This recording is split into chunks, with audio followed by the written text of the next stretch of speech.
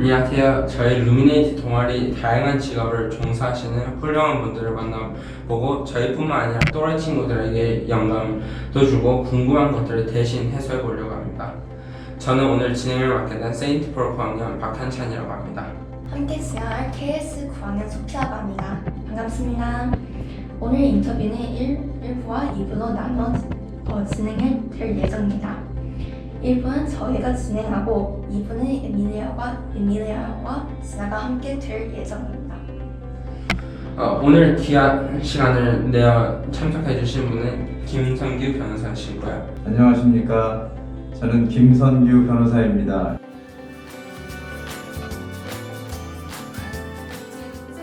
이렇게 저를 초대해 주셔서 감사합니다. 여러분들 동아리 활동에 제가 조금이라도 도움이 될 수 있도록 열심히 잘 해보겠습니다. 학생 시절에 가장 좋아하셨던 과목이 어떤 것인가요?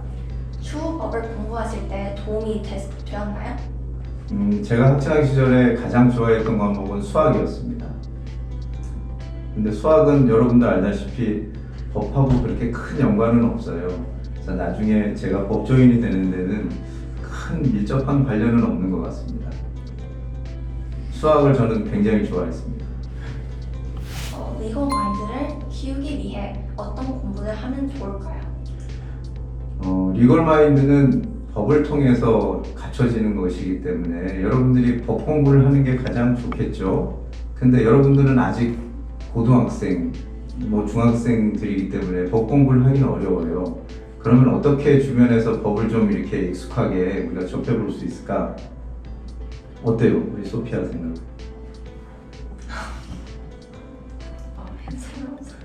우리 찬이는 어때요?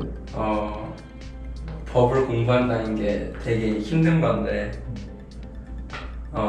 만약에 법에 되게 관심 있는 사람들한테는 지금부터라도 조금씩 베이직을 공부하는 게 좋을 것 같다고. 그렇죠. 이제 법을 공부할 수는 없어요. 아직 여러분들이 그런 과정에 들어있지 않기 때문에. 그럼 여러분들이 어떻게 하면 법을 접근할 수 있을까? 경험할 수 있을까? 아저씨가 생각하는 방법은 언론이에요. 언론. 여러분들 혹시 신문 보시나요? 뉴스페이퍼? 네. 거기 보면 사회면에 보면 이제 각종 사건 사고 이제 이런 것들이 많이 나와요. 그러면 여러분들이 그거를 그냥 이렇게 읽고 마는 게 아니고 내가 법조인이 되는 거예요. 어떤 날은 판사님이 됐다가 어떤 날은 검사님이 됐다가 어떤 날은 변호사님이 됐다가 그러면서 만약에 내 의뢰인이 이런 사람이면 내가 어떻게 이 사람을 변론할 수 있을까? 어떻게 하면 중한 처벌을 안 받게 할 수 있을까? 판사님이라면 이런 사건이 나한테 왔어. 그럼 내가 어떻게 판단해야 될까? 어떻게 법을 적용해서 어떻게 어느 정도 형을 선고해야 될까? 검사님이라면 그래 이자는 나쁜 자야. 그럼 내가 얘를 어떻게 처벌해야 될까? 어떤 증거를 수집해야 될까? 이런 생각들을 끊임없이 하는 거예요. 머릿속으로 해보는 거지. 연습. 처음엔 어렵죠. 그게 쉽지 않아요. 근데 그런 언론 기사들을 보면서 내가 만약에 판사나 검사나 변호사님이면 이런 식으로 이 사건을 풀어가겠다. 이런 생각들을 하면은 간접적인 경험이 됩니다. 아저씨 예전에 아저씨를 가리켰던 검사일 때 아저씨를 가리켰던 아주 훌륭하신 분이 있는데 그분이 항상 하셨던 말씀이 그겁니다. 아침마다 보는 기사를 보고 내가 이 사건의 담당 검사였을 때 어떻게 사건을 수사할지를 끊임없이 리마인드해라, 연습해라. 이런 말씀을 많이 하셨어요. 아저씨도 여러분들한테 그런 얘기를 해주고 싶습니다. 학창 시절 꿈에 법률가이셨나요? 계기가 있다면 말씀해 주시면 감사하겠습니다. 저는 아주 어렸을 때부터 꿈이 검사였습니다. 그리고 제 이름이 이렇게 법과 관련된 이름이에요. 저희 할아버님께서 지어주셨는데 그래서 그런지 저는 어렸을 때부터 법조인, 특히 검사가 꿈이었고 한 번도 그 꿈을 바꿔본 적은 없는 것 같아요. 그리고 나이 들어서 그 꿈이 실현됐던 것 같습니다. 그래서 특별한 계기는 없고 그냥 어렸을 때부터 꿈이 검사였기 때문에 검사를 향해서 쭉 갔던 것 같아요. 검사 출신 변호사로서 검사와 변호사 둘 중에 어떤 직업이 어떤 점에서 더 힘드신가요? 여러분들이 생각할 수 없을 정도로 검사의 직위는 힘든 직업입니다. 검사는 변호사는 검사에 비하면 글쎄 반의 반 정도 힘들까? 검사는 이 사건, 케이스가 있으면 이건 내 거예요. 내 사건. 변호사는 남의 사건이에요. 남의 사건. 그 사람을 내가 변론했을 때 결과가 안 좋더라도 그거는 굉장히 물론 좀 불행한 일이죠. 안 좋은 일이에요. 하지만 그건 남의 사건이야, 기본적으로. 근데 검사는 판사님이나 검사님은 자기 사건이에요. 정말 온 힘과 열정을 다해서 그 사건을 재판도 하고 수사도 해야 됩니다. 그래서 검사나 판사님이 훨씬 더 힘듭니다, 변호사님보다는. 고위공직자 범죄수사처 전래동항의 안맹어사가 떠오르는데요. 안맹어사의 마지막 등장으로 속 시원하게 결말을 지어지는데 그런 경험이 있으신가요? 여러분들이 알다시피 이제 형식적으로 알잖아요. 의미는 고위공직자들, 우리나라에 있는 아주 높은 사람들, 대통령부터 시작해서 굉장히 높은 사람들의 부패 범죄나 아니면 권력 범죄를 수사하는 것이 고위공직자 범죄 수사처예요. 그래서 지금 찬이가 얘기한 비유는 아저씨가 아까도 봤지만 이렇게 선뜻 와닿진 않아요. 그 암행어사 같지는 않은 것 같고 대신 그 우리나라에 있는 최고 수사 기관 중에 하나가 될 거라고 아저씨는 믿습니다. 지금은 아직 좀 미미하지만 지금 그래서 아직 조직이 다 갖춰져 있지 않기 때문에 고위공직자 범죄수사처는 특별한 실적은 없는 편이에요. 없는 지금 상황입니다. 열심히 하고들 있을 겁니다. 지금. 네. 변호사로서 많은 사람들을 변호하시면서 가장 힘들었던 수사는 무엇이요? 아저씨가 2016년부터 2017-8년 정도까지 여러분들 알지 모르겠지만 예전에 이제 박근혜 전 대통령님이 계셨어요. 박근혜 전 대통령님 계실 때 국정농단 사건이라고 있었습니다. 최순실 국정농단 사건이라고 우리가 통상 칭하는데 그 사건이 벌어졌을 때 아저씨가 박근혜 전 대통령님 바로 밑에 있던 경제수석님을 아저씨가 변론했어요. 그때가 제일 힘들었던 것 같아요. 그때는 수사도 굉장히 탓했고 그다음에 그게 특검까지 갔었어요. 그때 특검에 갔던 분이 지금 있는 우리 대통령님하고 이제 언론에도 나오는 한동훈 장관 그런 분들이 수사했던 사건이에요.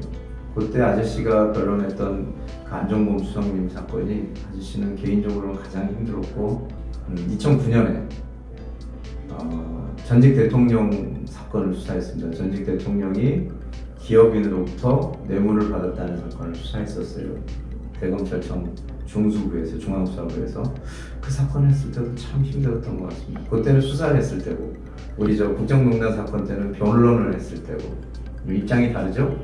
하지만 두 사건이 검사일 때와 변호사일 때 가장 힘들었던 사건인 것 같습니다.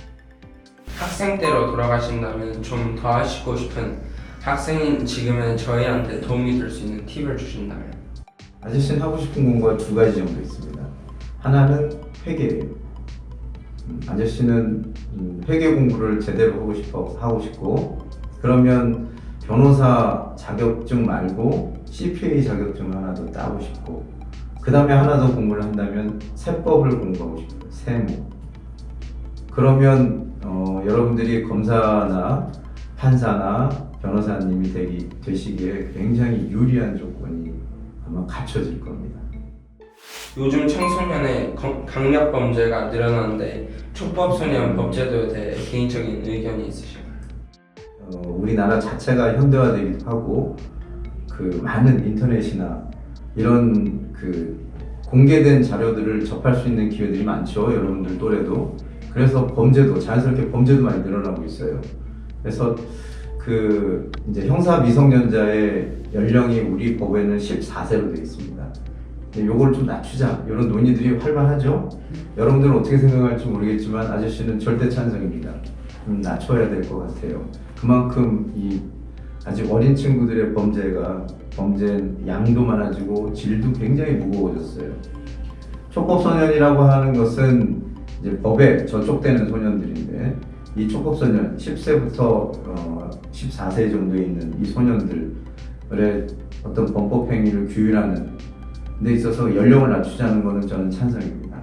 여러분들 우범소년이라고 혹시 들어봤나요? 우범소년? 우리 소년법에 있는 내용이에요. 10세 이상, 10세 이상의 미성년자, 19세까지 미성년자 중에 범법행위를 한 사람들을 우범소년이라고 해요. 10세 이상이면 우리나라에서는 범법행위를 중한 죄를 저지르면 소년원에 갈 수 있습니다. 여러분들 소년원에 길게 가면 몇 년 가는 줄 아세요? 2년 가요. 2년까지 갈 수 있어요. 단기로 6개월 가고 10세부터 갈 수 있어요. 10세부터. 물론 가서 성인들처럼 이렇게 교도소에 수감돼서 뭐 노역하거나 이러지는 않고 그 친구들은 학교로 다녀요. 그 시설이 학교예요. 학교. 물론 이제 나올 수는 없지만 학교를 다니는 건데 그 연령이 10세 이상입니다. 그리고 실제로 성인처럼 형사처벌을 받을 수 있는 연령이 지금 14세로 되어 있는데 그걸 낮출 필요는 좀 있다. 아저씨 동감합니다. 거기에. 지금의 취미는 무엇인가요? 골프와 영화를 좋아합니다. 어떤 영화? 그 범죄 스릴러 범죄 영화나 아니면 액션 영화 좋아합니다. 시작하자마자 한 10명 죽고 시작하는 영화들 이런 영화들 좋아합니다. 네. 감사합니다. 서정적인 영화 별로 안 좋아합니다. 네. 감사합니다. 이제 잠시 쉬었다가 2부에서 진행하겠습니다. 그러죠. 네. 감사합니다. 네. 고맙습니다.